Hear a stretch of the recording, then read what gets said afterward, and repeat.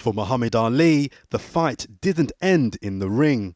A boxing legend he became, and then one of the most revered and respected individuals of the 20th century. But it was his conversion to Islam and work with Malcolm X that caused confusion to outsiders. But to black people, he was the hope and voice needed in an era when neither were in existence. You my enemy.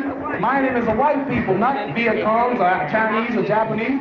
You my opposer when I want freedom. You my opposer when I want justice. You my opposer when I want equality. You won't even stand up for me in America for my religious beliefs, and you want me to go somewhere and fight, but you won't even stand up for me here at home. A world-class boxer, yes.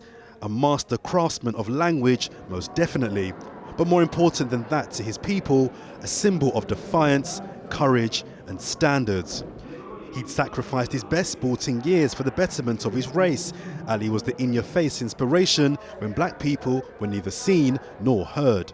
He wouldn't go to war because he didn't want to kill his own. So things like that, and you have to look up. My kids are 7 and 9. We've got flip cards of inspirational black people. Muhammad Ali naturally was in that. We didn't even see black people on telly. I mean, Ali was perhaps one of the first black people we saw on telly, and that was on a black and white TV. He made us proud, especially in the 60s, black and be beautiful. There's a lot of boxers that copied the style, but no one's ever sort of replicated that at all, have they? Boxing commentator Ronald McIntosh was literally schooled by Ali.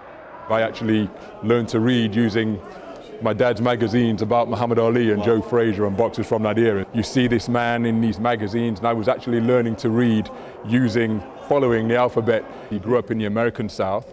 Jim Crow was still a reality of everyday life. Separate black counters for black people, riding on the back of the bus, having to give up to your seat if a white person entered the bus. All of these would have been incidents and everyday realities that impacted Muhammad Ali. Whilst more used to taking on political and sporting opponents, he also found time to battle the demons of others too.